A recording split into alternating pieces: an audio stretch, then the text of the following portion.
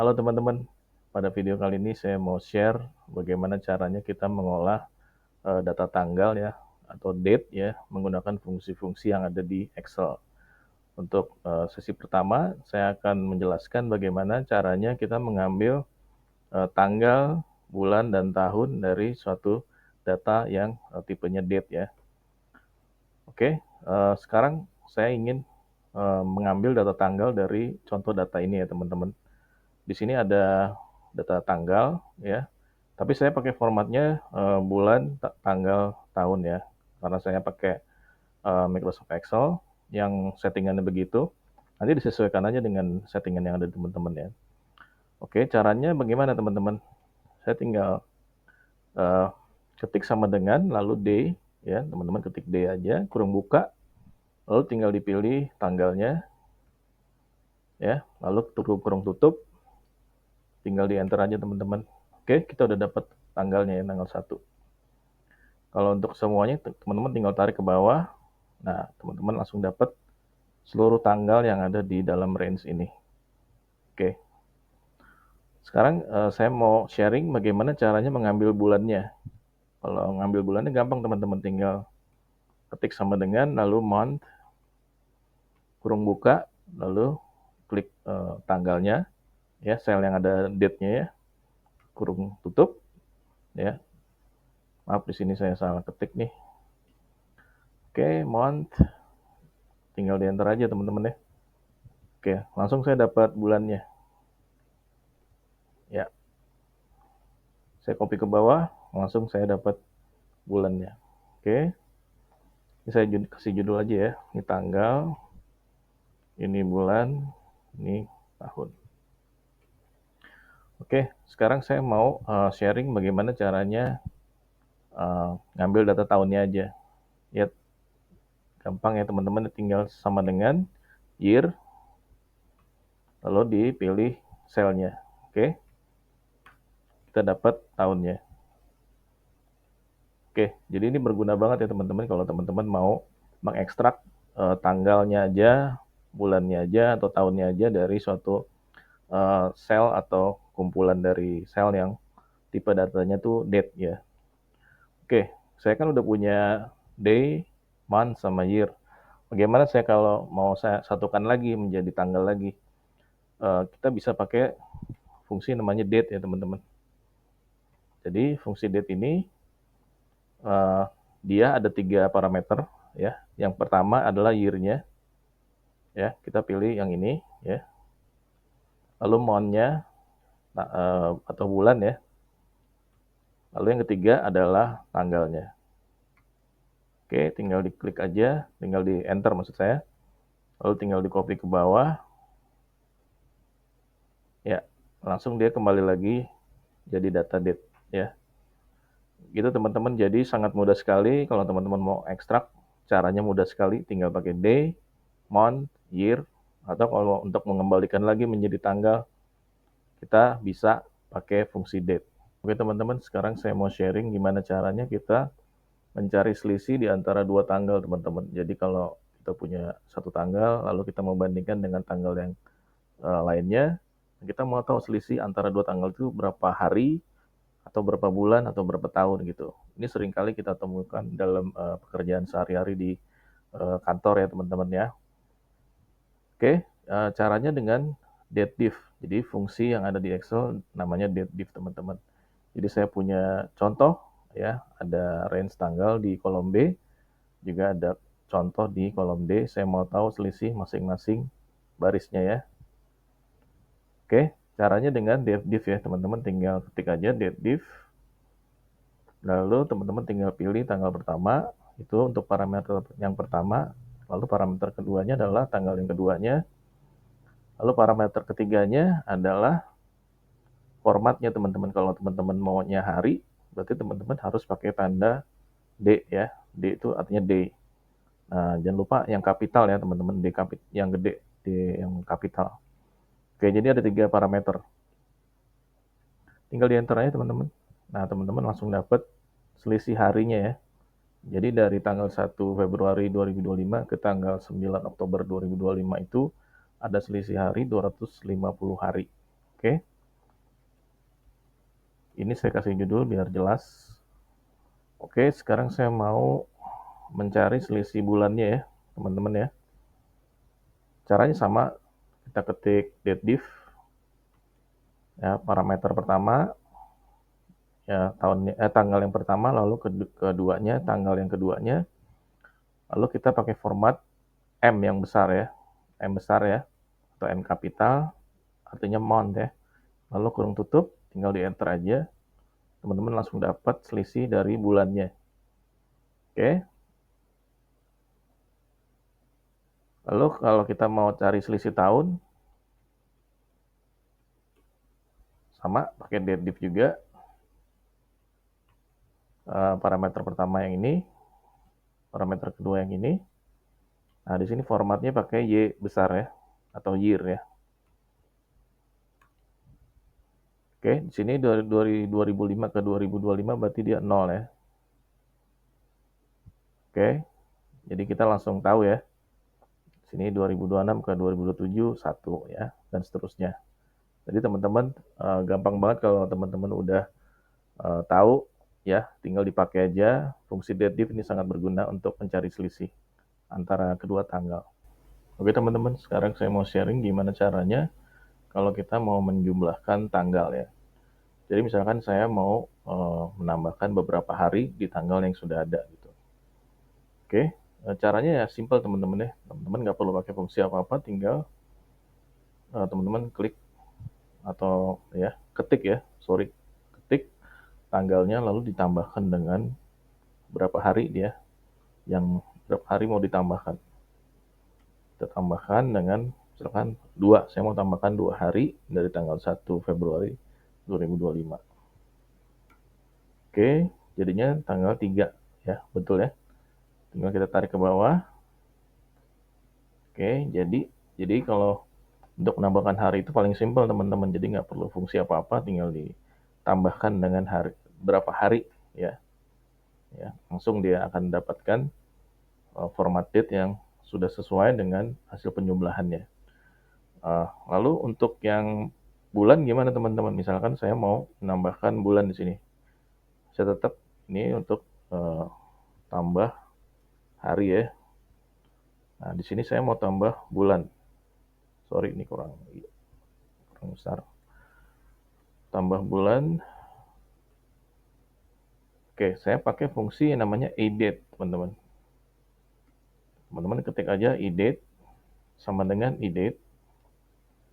Ya.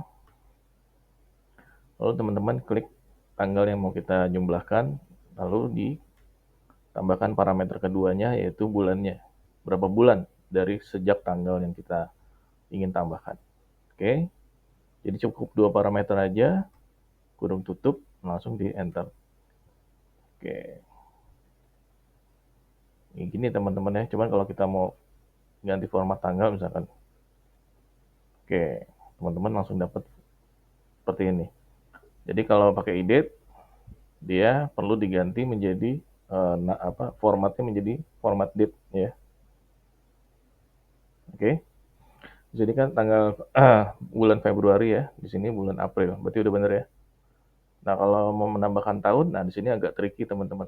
Jadi di awal video saya sudah sharing mengenai rumus atau fungsi menggunakan fungsi date ya teman-teman. Untuk menambahkan tahun,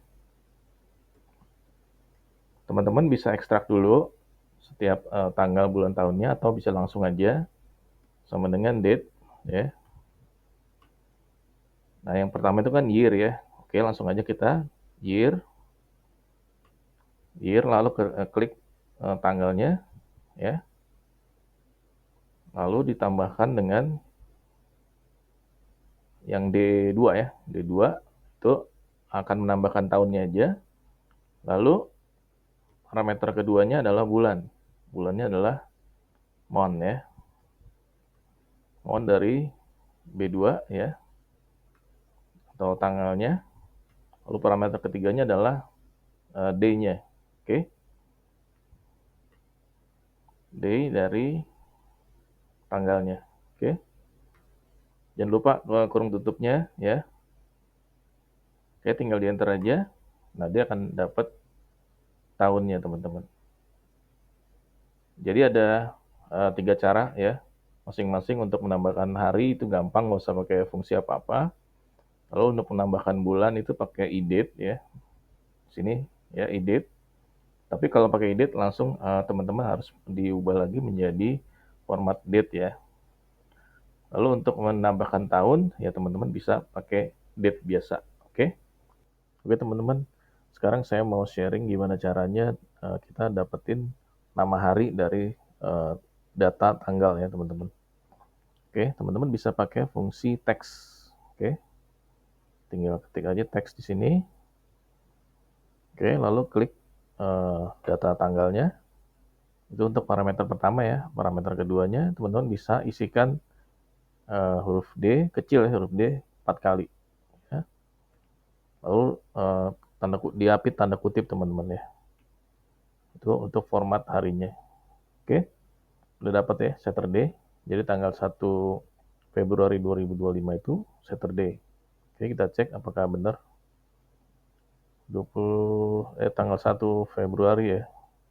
Ya betul, 1 Februari ini ya. Dia Saturday, oke. Coba kita tarik ke bawah. Ya, kita sudah mendapatkan semua nama-nama hari di range tanggal ini. Oke, tanggal ini nama harinya dalam bahasa Inggris ya teman-teman. Kalau teman-teman mau ubah jadi bahasa Indonesia, tinggal pakai fungsi if aja teman-teman. Oke. Nah sekarang gimana caranya saya mendapatkan nama bulan dari tanggalnya. Oke, sama kita pakai fungsi teks ya. Kita tinggal klik sel tanggalnya. Lalu itu untuk parameter yang pertama ya. Parameter keduanya adalah format teksnya ya. Itu M ya. M-nya kecil aja. Tapi 4 kali teman-teman. Oke, kurung tutup. Oke, kita langsung dapat nama bulannya. Ya gini teman-teman ya. Jadi kadang di pekerjaan kantor saya sendiri juga suka menemukan kebutuhan untuk mengambil ya nama dari hari maupun bulan. Oke teman-teman, sekarang saya mau sharing mengenai satu fungsi di Excel untuk menambahkan hari ke tanggal yang sudah ada, tapi tidak disertai dengan tanggal di hari libur. Jadi maksudnya adalah Sabtu dan Minggu itu kita abaikan. Caranya gimana teman-teman? Teman-teman bisa menggunakan yang namanya fungsi workday. Teman-teman bisa ketik aja workday. Lalu teman-teman untuk parameter pertamanya tinggal diklik tanggal yang mau kita tambahkan. Lalu berapa hari yang mau kita tambahkan ke tanggal itu. Kita mau pakai angka yang sudah ada ya di C2 misalkan. Nah untuk parameter ketiganya ini, kalau teman-teman punya data-data hari libur nasional gitu, nanti teman-teman bisa bikin range-nya, tinggal dimasukkan ke sini ya teman-teman. Tapi untuk contoh kali ini kita abaikan aja hari holidays-nya, jadi kita masukkan 2 parameter aja. Oke, di sini saya langsung dapat ya 5 Februari 2025. Kita tarik ke bawah. Oke, jadi dari 31 Januari ke 2025 ditambahkan 3 hari, tapi untuk workday-nya aja itu sama dengan 5 Februari 2025. Oke, kita cek teman-teman. Oke, tanggal 31 Januari ada di sini ya teman-teman ya. Kalau kita tambahkan 3, harusnya ya kalau kita tidak peduli dengan hari Sabtu dan Minggu, berarti 1 minggu dihitung ya. 1, 2, 3. Jatuhnya di tanggal 3. Tapi ini jatuhnya di tanggal 5, berarti ada 2 tanggal yang diabaikan. Yaitu tanggal 1 dan tanggal 2 diabaikan ya teman-teman. Karena untuk workday, maka Sabtu dan Minggu itu dianggap adalah hari libur teman-teman. Itu teman-teman. Jadi ini fungsi yang sangat berguna kalau teman-teman biasanya butuh untuk menghitung lama kerja, misalkan untuk seorang pegawai atau seorang karyawan itu untuk berapa hari kerja dijumlahkan ke tanggal yang sudah ada. Itu dengan mengabaikan hari Sabtu dan Minggu. Itu biasanya cukup sering ya temuinya. Oke, fungsi yang berikutnya adalah saya mau mencari hari kerjanya aja ya. Ini jadi kebalikannya yang workday. Misalkan ya, saya mau menyelesaikan fungsinya adalah network days ya, network days. Jadi pakai S teman-teman ya. Yang pertama adalah tanggalnya, lalu yang kedua adalah tanggal keduanya yang mau kita bandingin, misalkan tanggal ini ya. Nah, di sini juga ada holidays-nya kita abaikan. Oke, jadi di sini dapatnya angka 2. Oke, jadi teman-teman bisa lihat di sini ada perbedaan, di sini 3, di sini 2. Karena di sini adalah network days-nya aja, jadi Sabtu dan Minggunya diabaikan teman-teman. Oke teman-teman, sekarang saya mau sharing beberapa contoh kasus yang sering dijumpai ya untuk menghitung usia karyawan, untuk menghitung masa kerja karyawan dan lain sebagainya ya. Di sini saya mau praktekin sedikit mengenai bagaimana cara mengolah data tanggal. Oke, yang pertama saya mau tahu usia dari karyawan ya. Oke, caranya gimana teman-teman? Ya betul, pakai dative aja ya teman-teman ya. Dative, lalu tanggalnya ya, dibandingkan dengan tanggal hari ini ya teman-teman. Tanggal hari ini itu today. Oke, teman-teman bisa klik di sini today. Oke. Jadi tanggal lahirnya si karyawan dibandingkan dengan tanggal hari ini, lalu kita ambil year-nya. Oke. Kurung tutup. Oke, kita dapat angkanya ya teman-teman. Jadi untuk si Andi dia usianya 34, Budi usianya 39 ya. Langsung ya. Mudah. Jadi kalau kita mau tahu usia karyawan tinggal pakai dative aja teman-teman.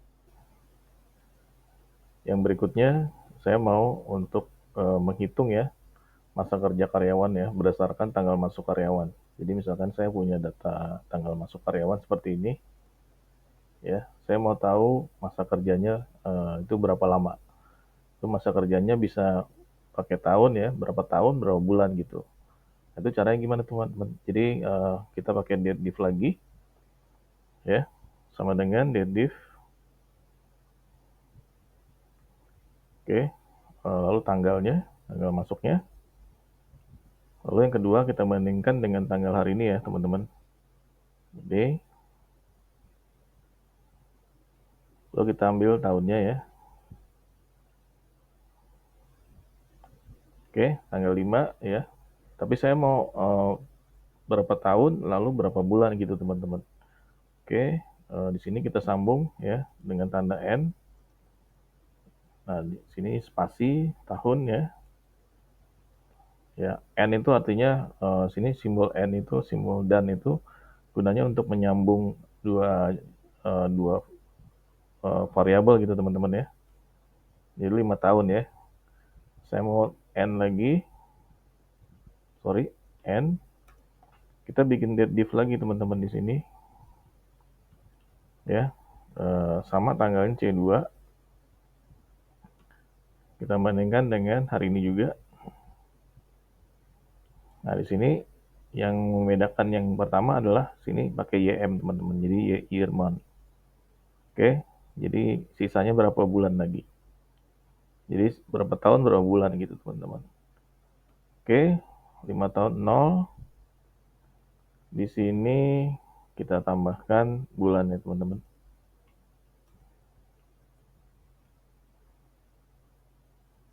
Jadi 5 tahun 0 bulan. Oke, kita tarik ke bawah.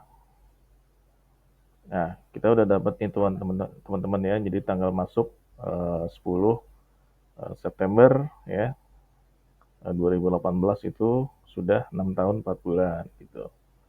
Ini 5 ya, Juli ya teman-teman 2021, maka dia sudah 3 tahun 7 bulan gitu teman-teman. Jadi rumusnya pakai ini teman-teman ya. Oke teman-teman, sekarang saya mau sharing gimana caranya kita memberikan peringatan ya kepada bagian HRD mengenai karyawan-karyawan yang masa kontraknya itu mau berakhir untuk segera diperpanjang ya. Nah itu kita butuh suatu pengecekan berdasarkan tanggal kontrak yang ada di kolom D ini ya teman-teman ya. Jadi kita punya tanggal kontrak berakhirnya. Di sini saya mau kasih statusnya ya, status kontrak ya. Nah, di sini saya mau kasih pengecekan kalau misalkan masih 6 bulan ya, masih 6 bulan lebih gitu, dia masih berlaku. Tapi kalau udah kurang dari 6 bulan atau sama dengan 6 bulan, eh, kita harus segera memperpanjang masa kontrak si karyawan yang bersangkutan. Misalkan seperti itu ya kasusnya teman-teman ya. Oke, caranya gimana teman-teman? Kita pakai fungsi if ya teman-teman. If ya, jadi kita bandingkan tanggal kontrak ya, tanggal kontrak kita bandingkan dengan dikurangi dengan tanggal hari ini teman-teman ya. Oke, jadi tanggal kontraknya kita kurangin dengan tanggal hari ini, lalu kita cek apakah dia lebih kecil sama dengan 6 bulan. 6 bulan itu kalau kita konversi ke hari ya sekitar 180 hari ya teman-teman ya.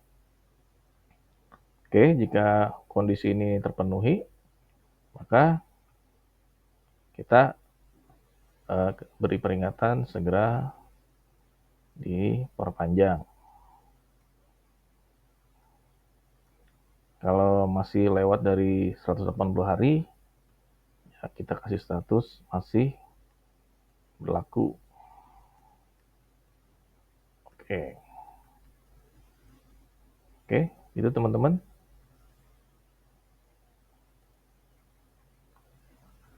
Oke, jadi seperti ini untuk pengecekannya. Ya ini seringkali kita mungkin membutuhkannya ya untuk pengelolaan data karyawan yang tipikalnya DPKWT ya masih statusnya kontrak.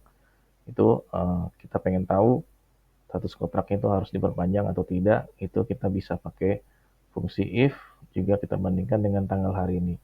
Begitu teman-teman. Oke teman-teman, segini dulu video saya kali ini. File latihan ada di deskripsi, jadi teman-teman bisa review lagi formula atau fungsi yang saya bawakan, saya jelasin di sini ya. Terus kalau teman-teman menyukai video ini, teman-teman bisa klik tombol like dan juga bisa share ke teman-teman, dan juga kalau ada pertanyaan bisa tanyakan ke saya di kolom komentar. Dan kalau teman-teman mau mengikuti video saya, bisa dukung channel saya dengan tombol subscribe ya, klik tombol subscribe. Oke teman-teman, terima kasih.